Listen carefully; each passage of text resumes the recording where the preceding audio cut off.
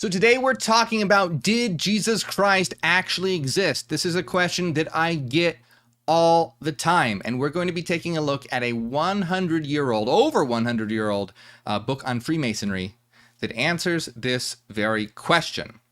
Now, I want to remind you that this book that we are currently going to take a look at is one reading of many. I've done many videos. There's a whole playlist on Freemasonry, so you can check that out. I'll link to it as a playlist at the end of this video, but you don't have to have seen all those videos for this one to make sense. You can watch it independently. But if you do enjoy this video and you want to know a lot more, like the secret versions of Christianity and the secret science of Freemasonry and all these different things, you can check it out in my playlist. But let's start right away, because this is a very interesting question. Like I said, I get asked all the time. So let's start to explore it. Now we're going to bring this up right now. This is, again, Mystic Masonry by J.D. Buck. And as usual, I usually say this when I read this book, the print is very small. So excuse me if I stumble once or twice on some words, because it's a little difficult to make them out. So let's begin here. The superstructure known as Christianity has, it is true, many historical phases. So different phases of Christianity.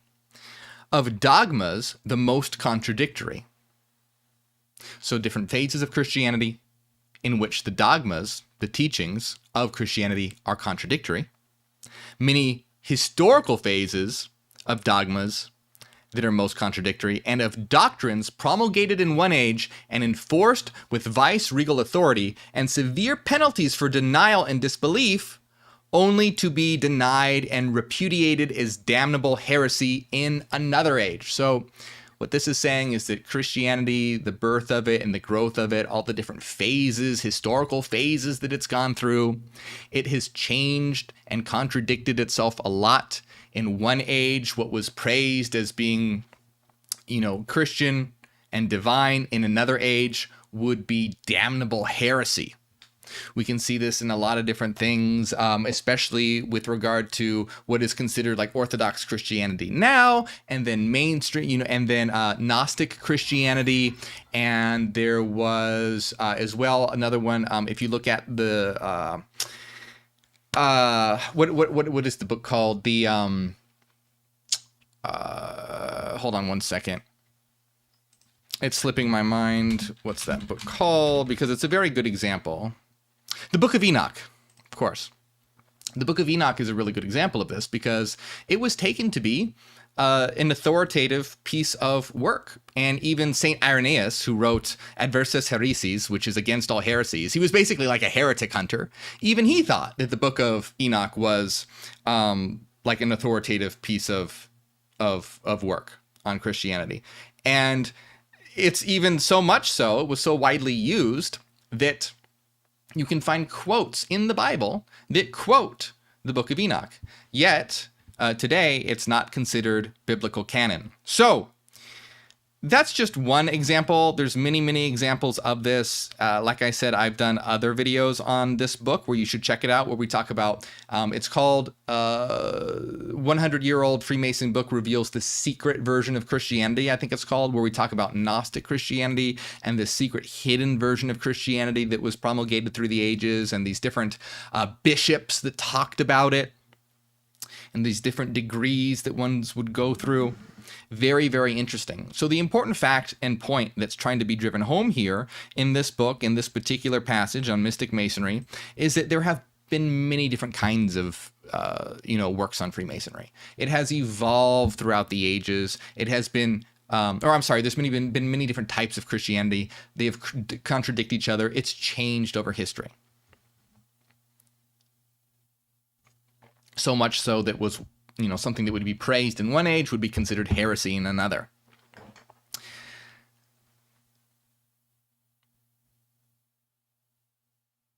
And you should also check out my channel if you're interested in that, because there were versions of Christianity that actually believed that God was the devil. There was a whole bunch of different...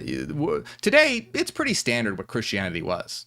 When Christianity was first getting started, not so much. People didn't really know. It was still being figured out what Christianity even was. Because Jesus Christ, when Jesus Christ started preaching love and kindness, turning out the other cheek, This was completely contradictory to the Old Testament, which is about hate and wrath and vengeance and destruction and death and submission and subservience. So a lot of people were like, hey, wait a minute, such as the Marcions.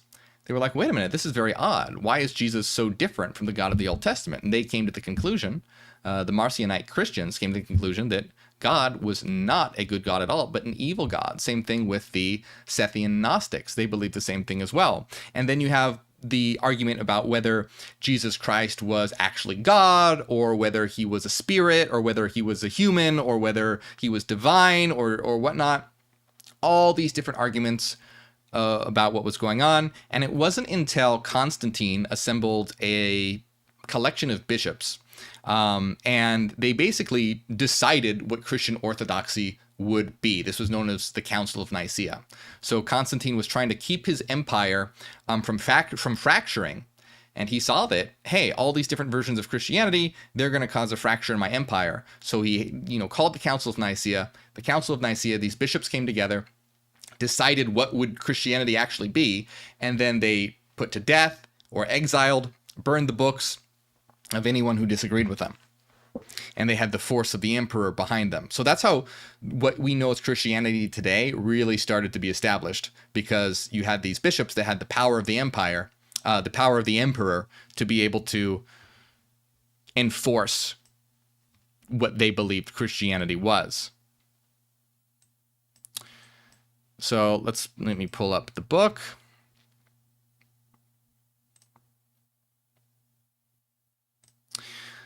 So the whole point, all these different evolutions of Christianity. In the meantime, the origin of these doctrines and the personality of the man of sorrows around which these traditions cluster receive no adequate support from authentic history. What then shall we conclude regarding the real genius of Christianity, the real point of Christianity? Is it all a fable? Is Christianity just a story? Is it a fable put forth and kept alive by designing men to support their pretensions to authority? So is it a story that was created by humans to give themselves authority? Are historical facts and personal biography alone entitled to credit? While everlasting principles, divine beneficence, and laying down of one's life for another are of no account, is that which has inspired the hope and brightened the lives of the downtrodden and despairing for ages a mere fancy, a designing lie? So is Christianity the thing that has given people hope and brightened people's lives? Is it just a lie? Is it a fairy tale? Tear every shred of history from the life of Christ today. Now, the author is going to do sort of like a thought experiment here, okay? So the author is saying, imagine tearing every shred of history from the life of Christ today and prove beyond all controversy that he never existed. And humanity, from its heart of hearts, would create him again tomorrow and justify the creation by every intuition of the human soul and by every need of the daily life of man. The historical contention might be given up, ignored, and the whole character, genius, and mission of Jesus the Christ be nonetheless real, beneficent, and eternal, with all of its human and dramatic episodes. Explain it as you will, it can never be explained away. The character remains, and whether historical or ideal, it is real and eternal. So what are they saying here?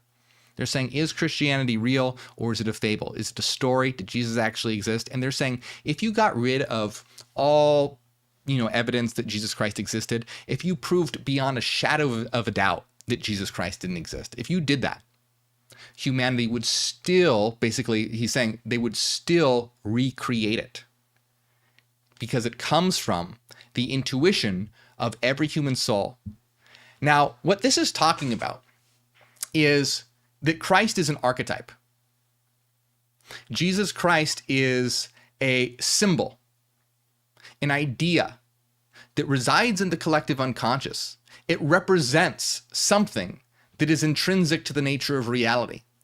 So what they're saying is if you get rid of basically all the trappings of Christianity, all the stories, all that, humanity would recreate it. Now, not it exactly, but something like it, because Christ is a symbol, and we're going to see what that symbol is.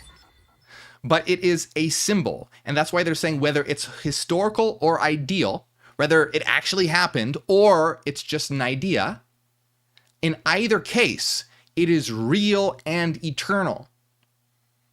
So what they're saying is Jesus Christ and Christianity is a symbol. It's an idea of something inherent to reality, but it doesn't matter whether it actually is a historical fact or not. Now, I want to be really clear here. If you don't know, if you haven't seen my other videos on Freemasonry, go check out my video on that says the secret version of the Book of Freemasonry reveals the secret version of Christianity, or something like that. Because you might be thinking, what do you mean that Christianity is embedded in the nature of reality? Aren't you against Christianity? Isn't that weird? Yes, of course I am. I absolutely am. But I want to remind you that the Freemasonic interpretation of Christianity is 100% different from what you get in mainstream Christianity. It would be considered a heresy, and that's what they talk about in this book. Now, what this means is that the idea of Christ is an idea of becoming your own savior. And what it means by humanity would recreate him is that Christ is an archetype, it's a symbol, and there are many different symbols in history that reflect this archetype.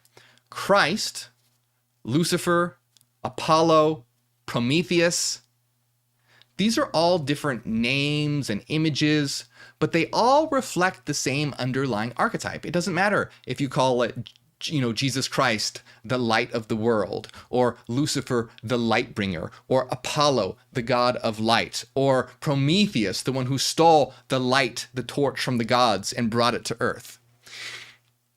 All of these are different stories for the same underlying idea, which is 100% different from mainstream Christianity. Mainstream Christianity tells you you're a dirty, rotten, sinful sinner, and that your only chance to not burn in eternity for hell is to worship a God in the sky and worship Jesus and, have your whole life be about that. That is not what is discussed in Freemasonry. It's not that version of Christ. Jesus Christ represents becoming God. So when you say, be like Jesus, right, it's very ironic because Christians will say, you have to be like Jesus. Well, guess what? Actually being like Jesus would be considered heresy, because being like Jesus would be to be God, because Jesus Christ is God. So if you are to be like Jesus, what truly being like Jesus means is to be God, to become God. But of course, if you say, okay, well, I'm going to be like Jesus, I'm going to become God, that's considered heresy in Christianity. So it's very ironic that the whole thing is, people often say in Christianity, be like Jesus, but they don't really mean it, because being like Jesus is really a heresy. It's like, be like Jesus, but not too much. There's this unbridgeable gap that separates you from your divinity. Christianity tears your divinity away. And that's not what the symbol of Christ was supposed to be. The symbol of Christ was supposed to be about bringing divinity to humanity. That's what it means about, a man or a human being God. Man, divine, humanity, God in man, humanity, not gendered. God in humanity means that humanity can become God. And Hegel talks about this in his, I believe, The Phenomenology of Spirit, in that he talks about how, like the Egyptian mythos still placed divinity in nature, because you have in Egyptian mythos, you have the gods depicted as half animal, half human. So you don't really have God or divinity being associated with humanity yet, because it's still like this half human, half nature thing. Now you get to Greek mythos, and now you have the idea of gods as humans. So you're getting closer and closer to symbolic truth as religion evolves, because now in Greek mythology, the gods aren't half animal, half human anymore. They're fully human. Well, not fully human, but they're human forms. And so, according to Hegel, this is, mythos, picture thinking, Vorstellung, as Hegel says, getting closer and closer to truth. And now you get to Christianity, and Hegel says, now this is even more close to truth, because instead of like Egyptian myth, in Greek mythos, humans are gods, but they're still apart. They're still separate from humanity. Now, instead, in Christianity, you have God in man who comes down basically to be a human. And this is where you have the idea that humans can be God, according to Hegel. So you see this evolution of symbolism. Now, of course, Hegel says, ultimately, this is all picture thinking. Ultimately, this is all mythos. What we really need to do is understand this through logic and reason. We need to understand that rationally we are God. And we need to really ultimately ditch these mythos and picture thinking and stories, because it makes people misunderstand. It's picture thinking, and picture thinking can lead to a lot of different misunderstandings. But do you see the evolution here and how you can look at it as symbols? So the symbol of Christ is this symbol of God in man, meaning that humanity is God. It's the association of divinity with the human. So, and now, of course, that would be blasphemy in Christianity today. That's nothing what Christianity is. That would be heresy. They have put this unbridgeable gap between you and God. The best you can do is have a relationship, but you can never have an equality. You can never have a becoming.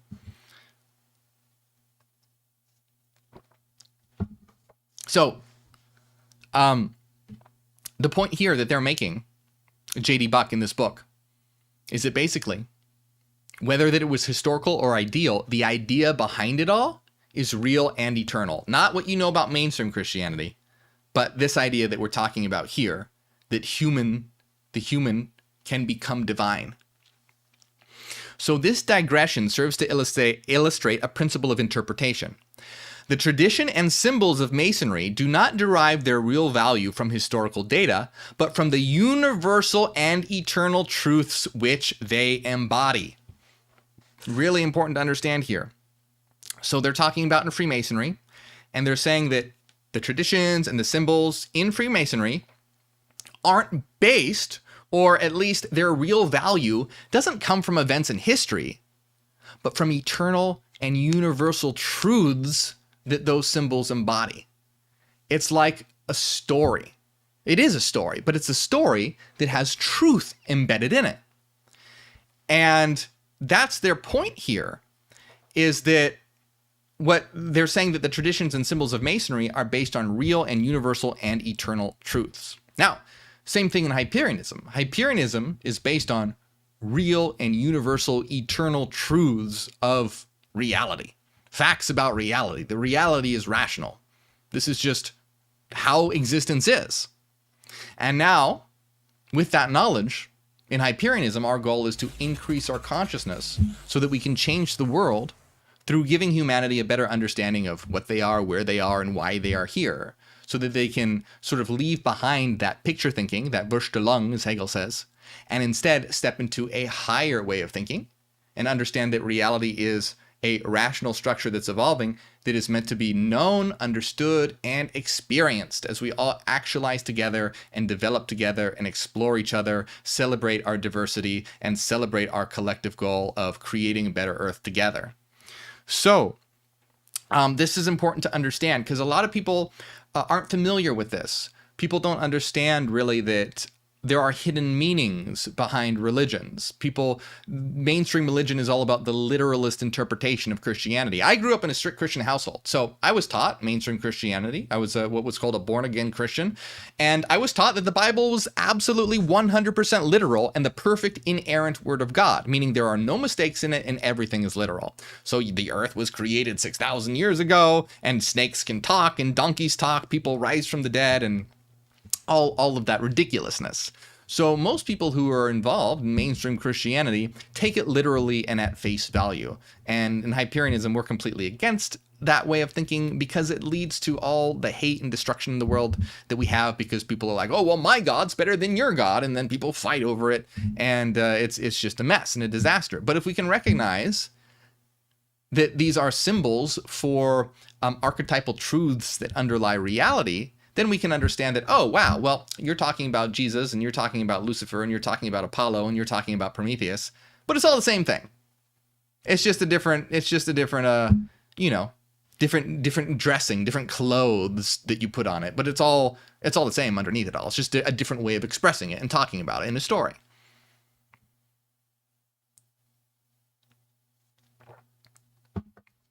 So it continues here. The tradition and symbols of Freemasonry, their real value doesn't come from historical data, but from the universal and eternal truths which they embody. So if they were historical episodes only, the world in its cyclic revolutions would long ago have swept by them and buried them in eternal oblivion. So they're basically saying here, if this was just stuff that happened in history, instead of being symbols of eternal truth, it would have been forgotten about a long time ago. They're saying that the reason why that they have persisted and that they even exist is because underlying it, they are symbols for archetypal structures. They are archetypes.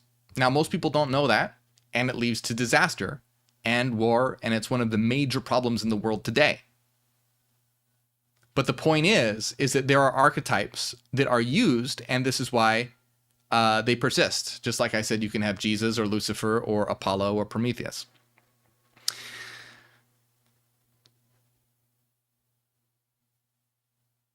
Now, it's interesting to note, though, that especially like in the Hegelian idea of how these how the evolution of religion reflects what Hegel calls the concept, or basically it's like a reality tunnel for understanding existence. It's humanity through the evolution of their mind, the concept, coming to a better understanding of what existence is and what they are.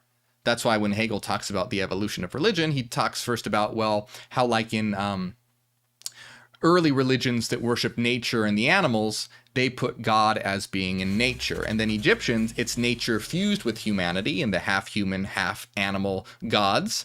And then in and then in Greek mythology, you get rid of the animal part, so it's just humans. So you're getting closer and closer to it being humanity that is divine, except that the gods are still, separate from humanity. They're far away. They're in Olympus or wherever they are doing their godly things.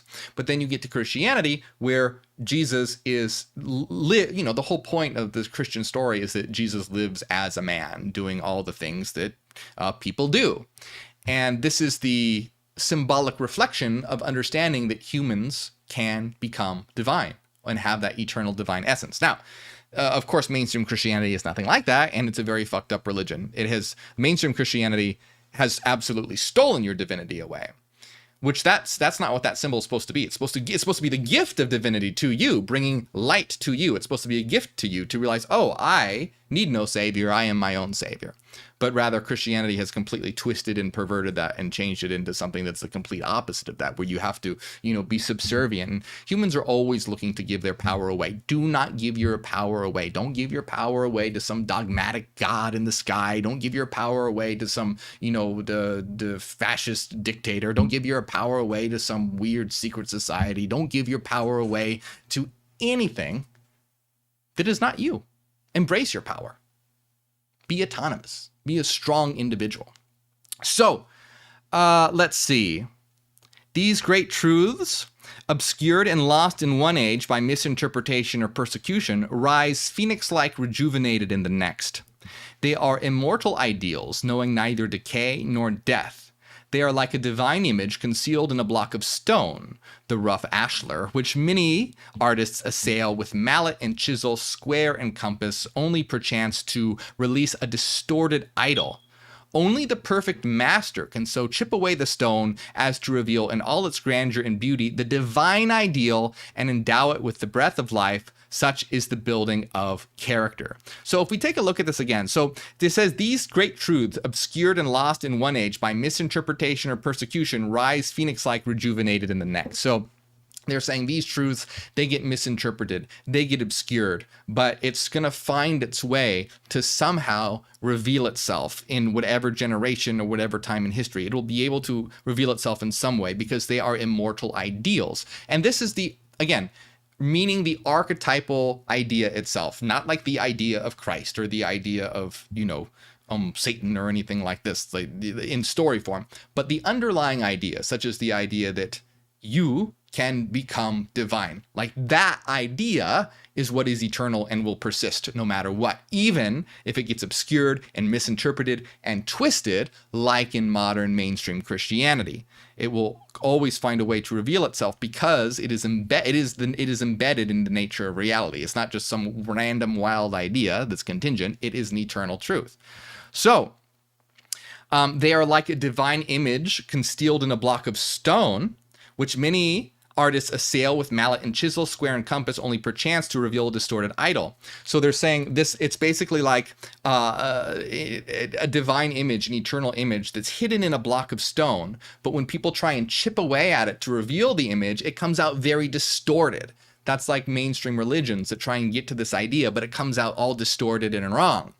Only the perfect master can so chip away the stone as to reveal in all its grandeur and beauty the divine ideal and endow it with the breath of life. So they're saying only the perfect master can really understand what the truth is behind all these different symbols and stories. And check out my other video. I think it's called How to Become a Perfect Master. It's in the playlist of this series, and I'll give you a very, very brief description. The perfect master is essentially the human that realizes that they are divine and truly understands what that means, and then so lives in the world with the knowledge that they are divine and understanding how reality operates, and starts to operate in such a way where they are helping to build a better world. That's what a perfect master is in terms of Freemasonry. It's that an individual understands and truly knows that they are divine and thus begins to live a life that is devoted to building a better world. And they're saying that is what's known as the perfect master, and that is the one that is able to truly understand the underlying symbolism, the underlying truths behind all the symbolism. The thread of history is not an isolated fact joined by conjecture and warped to the ignorant, bigoted, and time-serving opinions of men. The real thread is to be sought in the theme that runs through the symphony of creation. Okay, so it's important. It's a really good book, by the way.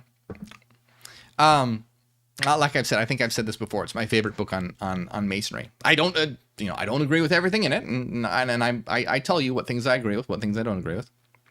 But it is a good book. I enjoy. So the thread of history is not in isolated facts, joined by conjecture and warped to the ignorant, bigoted, and time-serving opinions of men. The real thread is to be sought in the theme that runs through the symphony of creation, in the lofty ideals that inspire the life of man and that lead him from the clod and the lowlands, where hover the ghosts of superstition and fear, to the mountains of light where dwell forever inspiration and peace. Such ideals are the Christ, Hiram, and the perfect master. So this is really important. What they're saying is that what is really important, the real thing that you need to look for, is not about, like, did Jesus really exist and what historical evidence is there for Jesus and all that. Like, it doesn't matter. It doesn't matter is what they're saying. What the real thing you should be looking for is the theme, the core idea, the lofty ideals that runs through and persists through life, and that lead you from the lowlands where hover the ghosts of superstition and fear. Ghosts of superstition and fear being like, oh, God is out there who's reading my mind constantly, and I have to worship Jesus Christ, and oh my God, I'm worried about demons and hell, and I have to pray to God and avoid sin and temptation. That's the lowlands of fear and superstition.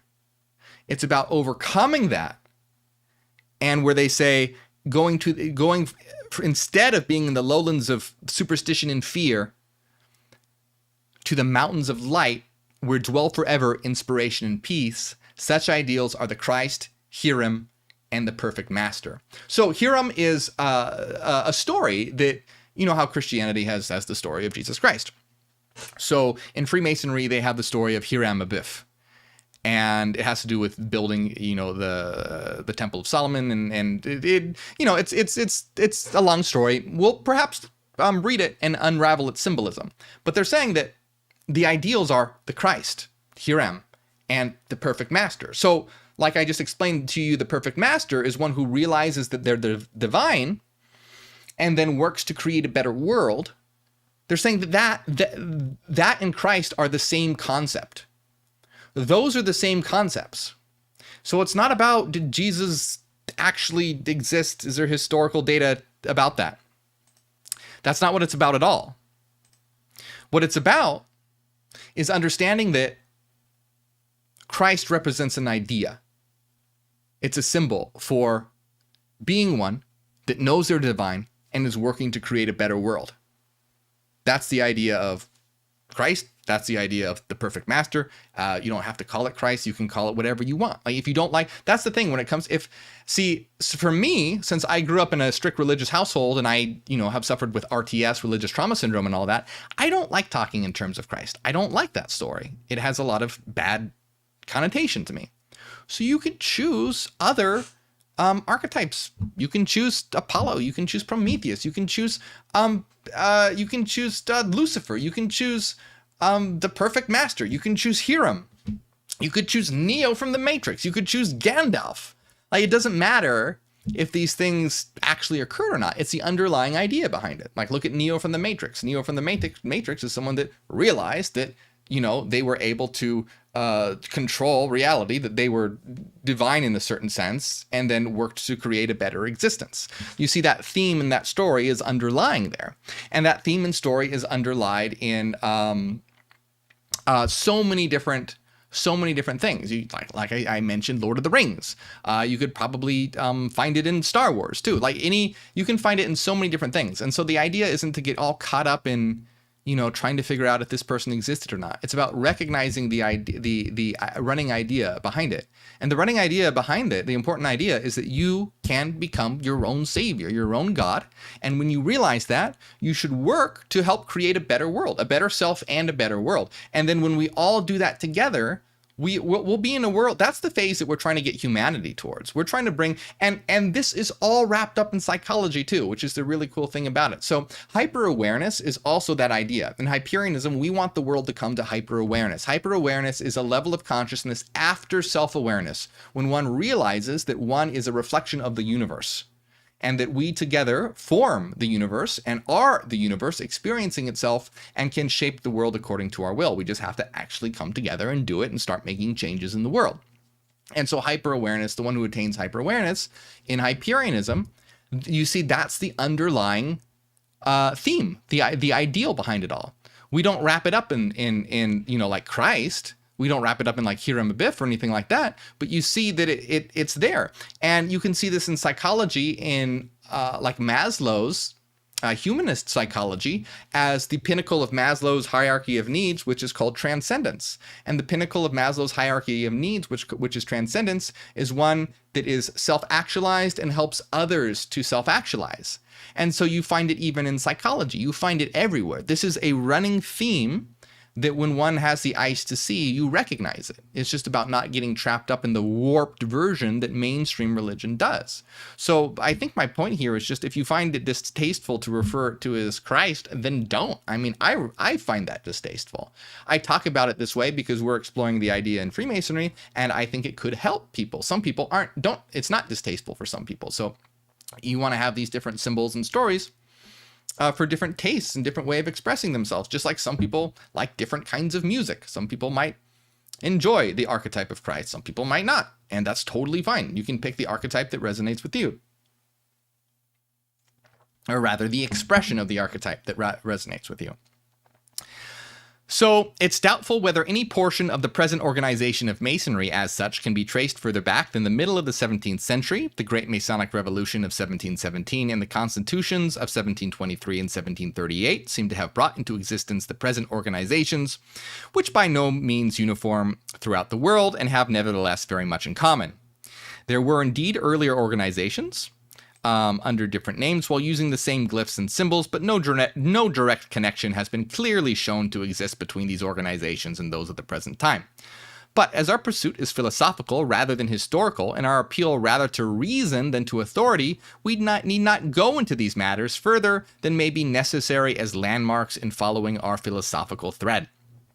So the idea here basically is saying that when you look at, maybe there's these different organizations or these different connections or people who use the same symbols or different, and basically the point of the book is, look, it doesn't matter what history, the history of it doesn't matter. It's the eternal idea that is just the truth about existence that matters. Doesn't matter all these, different trappings or different historical things. They're saying, forget about that. That doesn't matter. There is an underlying truth that is a fact about existence and reality. And it's about spreading and understanding that underlying truth so that we can have a better world. It's not something that, Freemasonry owns, is what they're saying. It's not like, oh, well, we own this idea. Or it's not like, oh, well, Christians own this idea. Oh, well, or no, it's the, like Hindus that own the idea. It's saying that it's a common underlying theme that's an eternal fact about reality. And these are different ways of expressing it, whether it's through Christ in Christianity, or Hiram Abiff in Freemasonry, or the Perfect Master, or Atman realizing that Atman is Brahman in the Hindu Advaita Vedanta. Like all these different ideas, whether they're expressed in different ways, are all the underlying theme that is just true. So, basically, yeah, history doesn't matter, and it's about reason, not about authority, not about history. We don't need to go into these matters because they're not necessary. So, a distinctive Christian character is now given to some of the Masonic degrees in Europe and America. Without the slightest opposition to the Christian religion as such, it can be readily shown that a sectarian basis of any kind is an innovation, wholly unwarranted and entirely contrary to the genius of Masonry. Masonry, on the broad principle of toleration and brotherhood, can exclude neither Jew nor Gentile, Parsi nor Buddhist from its ample fold. Masonry is chiefly indebted to the French Jesuits to the distinctively Christian character of some of its degrees. The Templar degrees are purely sectarian and can in no sense claim that universal character which recognizes the fraternity of all religions and finds fellowship with all men as brothers of one common humanity. So they're basically saying it's all one thing, doesn't matter what you call it. Now, I want to say, this is what they're saying as far as Freemasonry goes. Now, what I want to say, just to be clear, is that with all these different versions, there's like the secret, or not secret version, but the version where you understand it to be just a symbol and just a story, and then those that take it literally. If you take it literally, that's a problem. Now, if you understand that it's just a symbol that represents an underlying truth, that's fine, because you know that it's not, you're not going to go to war with someone if you know that it's just a symbol. If you believe that it's literally true, if you believe that, oh, well, I'm Christian, so I believe in Jesus Christ, and or I believe in Allah or whatever, and then you believe it's literally true, you're going to have a lot of war, bloodshed, and conflict. But if you know that it's just a story, then there's no problem, because you're not going to care if someone calls it a different name. Just like you're not going to go to war, we're not going to have sects of like the Matrix and Neo sect versus like Gandalf and the Lord of the Rings sect going to war, right? Because that's dumb. It's just a story. Well, that's kind of the idea here, is that once humanity realizes that these are just symbols and stories, then we can get rid of all the hatred and war and ridiculousness. It's really going to be looked at that in the future. Like, I know it sounds really ridiculous for me to talk about movies like that, but in the future, it's going to be seen as that ridiculous. I mean, for those who understand this stuff, it's that ridiculous right now. I mean, for me, and for probably a lot of you, it is that absurd, but it will be ubiquitously seen as that absurd at some point.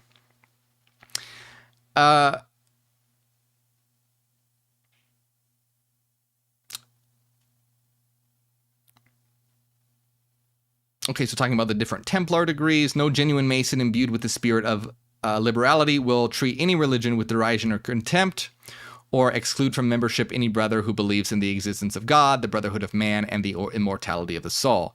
The Catholic spirit is the very foundation of Masonry, and any departure from it is unmasonic and subversive of the ancient landmarks and genius of Masonry.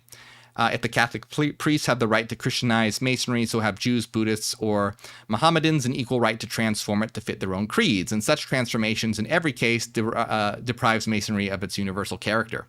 While it cannot benefit the creed to which Masonry is made to conform, it will in the end destroy Masonry. True Masonry has for ages held aloft the torch of light of tolerance, equity, and fraternity. The bigoted sectarian, whoever he may be, divides the world into two classes: those who with zeal and blind faith accept his dogmas, and those who do not.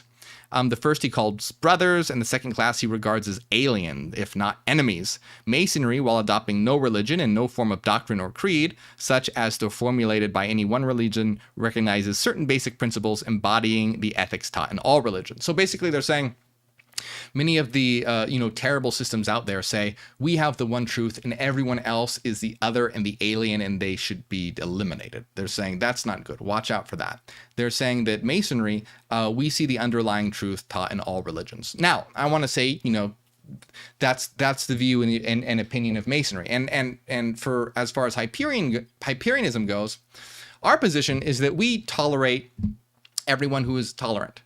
So if as long as what you believe is not intolerant, then we can all live together and create a better world together. So that's the idea. However, if you're, say, like a Christian who believes that gay people should be killed or sent to, like re-education, conversion therapy or something, that's not okay, because now that is an intolerant system. So in Hyperianism, we're not just about accepting absolutely everything. We're about accepting everything that is tolerant. So when you accept everything that is tolerant, that is what enables you to create a better world. So we reject all intolerant systems. So we inject, any system that is racist, any system that is anti-diversity, any system that is anti-LGBTQ, any system that is homophobic, any system that is intolerant in any way like that, with no rational basis whatsoever, we absolutely reject. And that's an important thing to understand, because when you are involved in something that is so dogmatic with no rational basis behind it, you get into a very dangerous territory, and you have to be extremely careful and really check yourself, because then you're just being brainwashed into a religion. And it's extremely dangerous. Your power will be stripped from you, and the world will be transformed into a very ugly, horrific, nightmarish place. And we don't want that. We want a beautiful world where we are exploring, learning, and growing together, and actualizing and having meaningful experiences and celebrating each other's diversity. So that's the thing, is like when you become hyper aware and you understand this, when you see someone who's not like you, you don't go, "Oh, what's wrong with you?" Instead, you go, "Oh, that's interesting. I want to learn more about you. Like I want to learn. Tell me about it. That's interesting. I want to know." You see, that's what you understand when you become hyper aware and you realize that we are all just myriad reflections of us exploring different aspects of ourselves. That's what makes life exciting. We're exploring each other in our diversity and learning about each other. Not going, "Oh, what's wrong with you? You're something foreign. You're something other. You're something alien. You should be eliminated. You should be exterminated. You should be kept quiet." And that is when you really need to check yourself, because you are being brainwashed into a dogmatic system that is creating an evil, bland, dull world, and the exact opposite of what life is about. So very important to remember that, because that happens way more often than you think. And so let's see. Every Mason may formulate his creed to suit himself. I'm just seeing how far, now that the old creeds are everywhere, losing their hold and falling in pieces, right? See, so now that the old creeds are everywhere, losing their hold and falling in pieces, it is more than ever necessary to show that none of these have ever been a legitimate part of Masonry. That while Masonry antagonizes none, it can adopt none as Masonic. This impartial spirit is the basis of that impartial justice illustrated in more than one Masonic degree.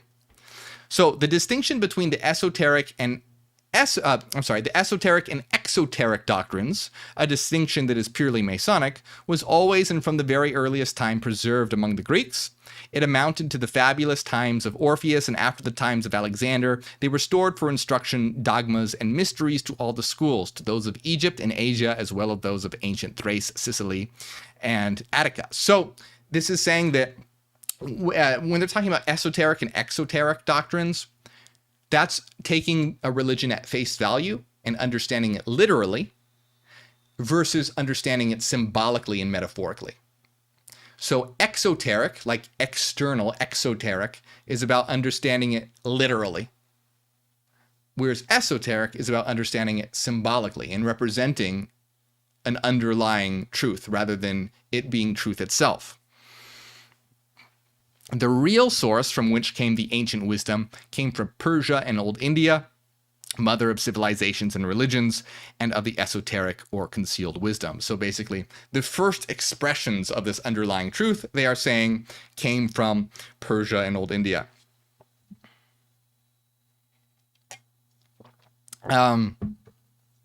So it's continuing on to say, let me see how much more we have here. Yeah, let me put, what page, this is 48, so let me write down page 48 here, because I think this would be a good time to pick up next time, because what they're going to go into now is something a little bit different, because they're beginning to talk about the ancient origins and things of that nature, because it says in this book it's not attempted to explain all the symbols of Masonry, or to completely unfold the philosophy of the secret doctrine.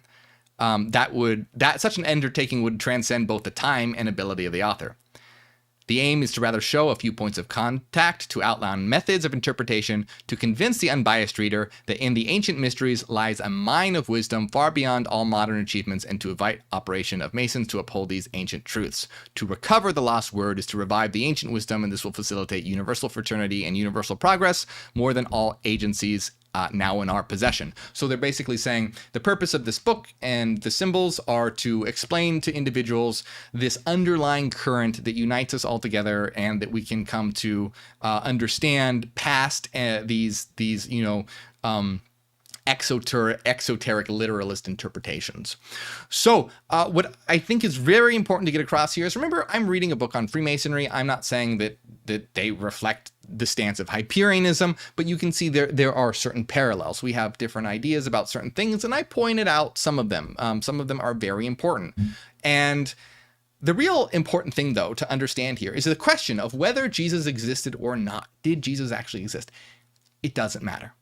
It doesn't matter. If you truly are about trying to reach the truth of existence and raise your consciousness and understand what reality is, it doesn't matter whether Jesus actually existed or not. What matters is to be able to understand what reality actually is. Now, some people can use the story of Christ to help them understand that if they understand it symbolically. Just like people can use different stories or metaphors to understand something difficult. That's what that is. If you're coming to something you've never learned before, often stories and metaphors and analogies are given to kind of try and get your mind to wrap around the idea.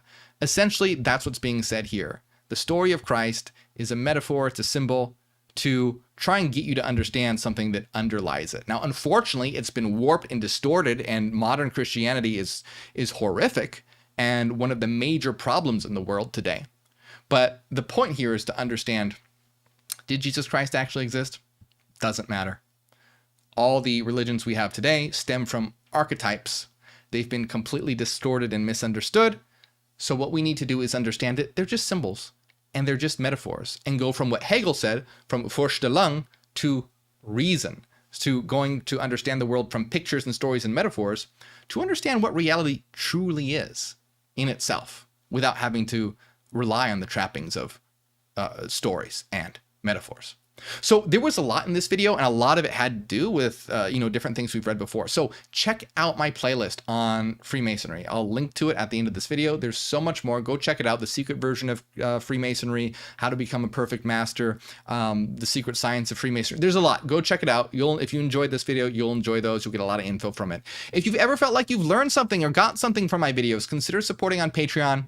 It is the best way to support my work. It helps out a lot. You get access to our weekly secret live streams, our hidden Discord server, The Citadel. If you're a patron when my new book comes out, you'll get your name in the credits in the back of the book if you're a patron at that time. If you choose all the cheapest options, it's only $5 a month at the time of this video was recorded. And I want to give a big shout out to everyone, our top supporters: Renaissance Fairy, Cassidy, Michael, Angela, Maria, Jordy, Top of the World, Zach, Ethan, and DB, and everyone else. You're all fantastic. I appreciate it very much. The link will pop up right over here if you'd like to support. Thank you, my friends.